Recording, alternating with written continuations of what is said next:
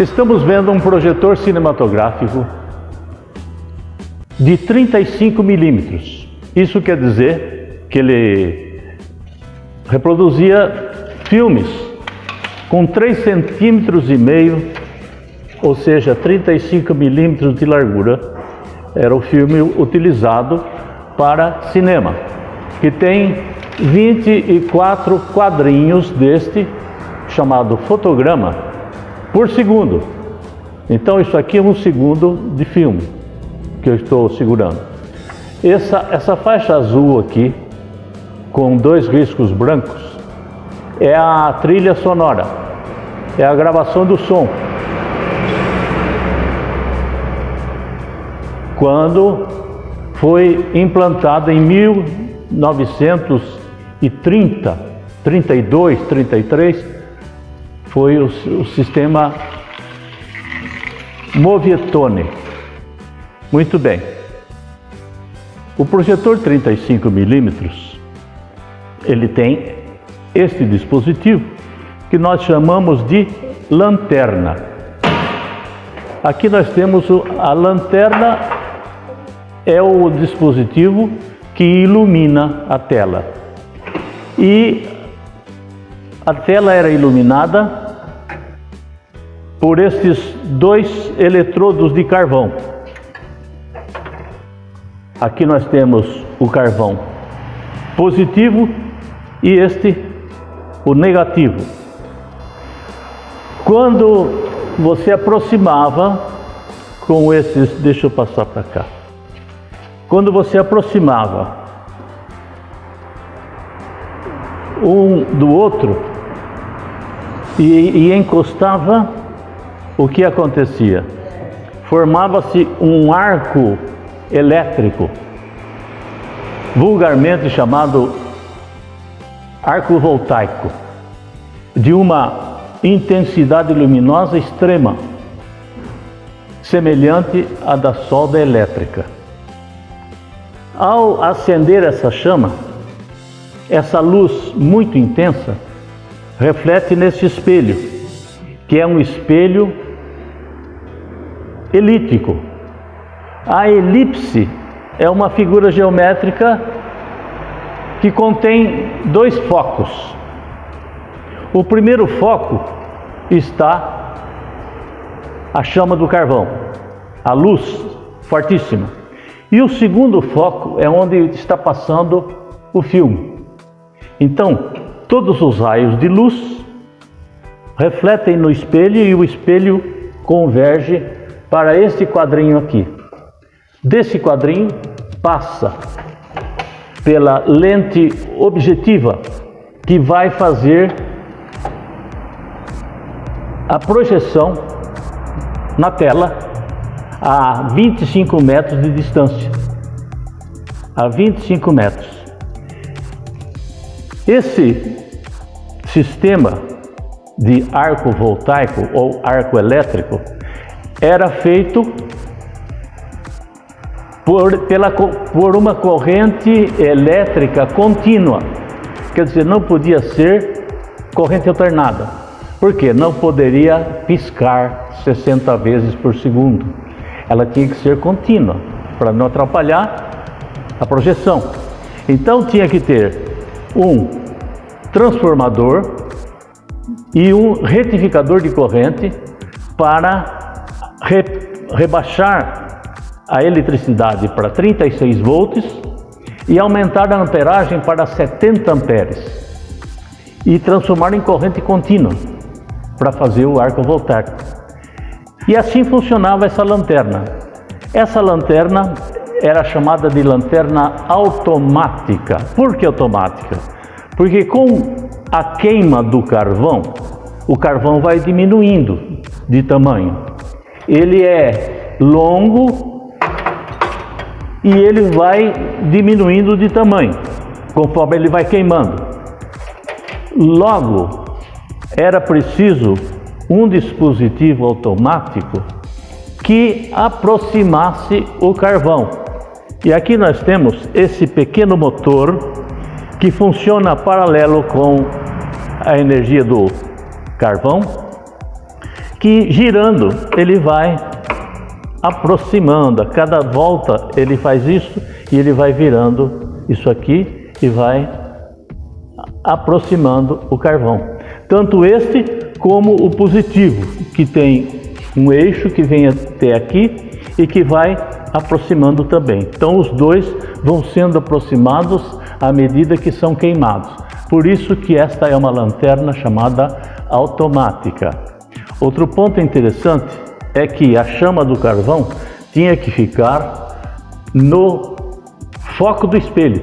Então se essa chama anda um pouco para cá, um pouco para lá, a tela fica escura. Então tem que estar nesse ponto exato. E como a gente sabia que estava no ponto exato, graças a essa pequena lente, a luz bate aqui e reflete nesse pequeno espelho que está fixo aqui, ele não sai do lugar, e reflete aqui, que deveria ter um papel branco com dois riscos, onde ficava projetado os dois carvões, para você saber exatamente que ele estava no foco do espelho. Outra coisa interessante é que, conforme o carvão vai queimando, ele vai ficando, ele não é exatamente reto, ele pode ir 1 milímetro para cá, 1 milímetro para lá, e ele sai um pouco de um lado ou do outro. Então o projecionista tinha que ficar atento e regular. Aqui nós temos uma regulagem do espelho. O espelho faz isso, o espelho refletor. E esse outro de baixo, o espelho mexe lateralmente. Então o projecionista, ele fazia parte do espetáculo, que era chamado operador do cinema, o operador cinematográfico. Então o operador fazia parte do espetáculo. Por quê? Porque ele tinha que ter o olho clínico e olhar na tela e falar: oh, aquele canto está um pouco escuro. Aí ele olhava lá e regulava o espelho para vir um pouquinho mais para cá, ou um pouquinho mais para lá, ou um pouquinho mais para baixo, ou um pouquinho mais para cima. Então, naquele tempo, o projecionista ou o operador tinha um grande protagonismo. Ele tinha, quando ele trabalhava, ele fazia parte do espetáculo. Ele que regulava a altura do som. Né? E antes da existência do som, ele tocava o projetor na manivela. Então ele tinha que ter a sensibilidade de não correr demais e nem atrasar demais. Então ele tinha que saber a velocidade exata daquele filme. Né? Outra regulagem interessante é essa aqui. Esse aqui fazia o quê? Ele puxa todo esse sistema para um lado ou para o outro, para um lado ou para o outro, para regular o carvão. Então, se um carvão está aqui e outro está aqui, ele precisa caminhar para lá e para cá para poder encontrar certinho com o positivo. E aqui nós temos uma outra, regulagem que ele ergue e abaixa o carvão negativo. Então veja quantas regulagens o projecionista tinha que saber. O espelho, esquerdo e direito, o espelho para cima e para baixo, a regulagem do carvão para cima e para baixo e a regulagem do carvão para frente, de um lado ou do outro. Outra coisa interessante também é que aqui nós temos um solenoide, que acho que não vai dar para ver. O fio que passa no carvão, ele é enrolado numa haste e ele cria um campo magnético. Para quê? Para elevar a chama do carvão sempre para cima, porque essa chama ela é instável, uma hora está para baixo, outra hora está para cima, outra hora está para um lado. Então esse campo magnético é para puxar a chama para cima, para tornar a projeção estável e não ficar piscando a todo momento. Então essas são as curiosidades de uma lanterna cinematográfica, que é fabricação da Triunfo. que aqui nós temos a Empresa Cinematográfica Triunfo. Os donos eram Canteruzzo e Lamanna, lá em São Paulo. Empresa Triunfo, olha aí, 32 volts e 70 amperes de intensidade de corrente. Aqui a gente ligava o carvão, aqui a gente liga a corrente. Quando vai dar, então aqui nós ligamos o carvão. E aqui a gente aproxima até ele encostar. Quando ele encostava, entrava em curto. Aí você afastava e deixava aquela chama acesa. Com essa luz intensa é que se projetava o filme. Agora, vamos ver o projetor em si. Esta máquina é uma máquina de débito e crédito. Por que débito e crédito? Porque ele tira daqui e deposita aqui embaixo. Aqui está um rolo de cinema. Esse é um trailer que dura 2 minutos, mas um rolo de cinema durava 20 minutos, mais ou menos desse tamanho. Os filmes vinham em rolos, 6, 7 rolos.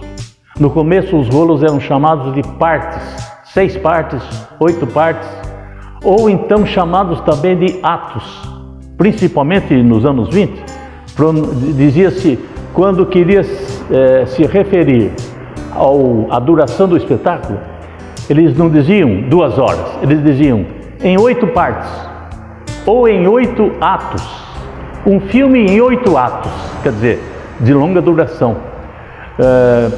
E como a sessão não podia ser interrompida, a ideia foi colocar 2 projetores deste que iam se alternando para trocar os rolos. Passava o rolo 1 no projetor 1, depois continuava o projetor 2 com o rolo 2.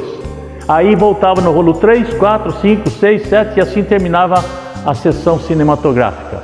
Isso requeria muita atenção do projecionista ou operador cinematográfico para que não se trocasse os rolos. Você já imaginou passar o rolo 1, o rolo 3, de repente vai para o rolo 4, depois volta para o rolo 3? Isso criaria um desastre na sessão, né? O filme ficaria incompreensível.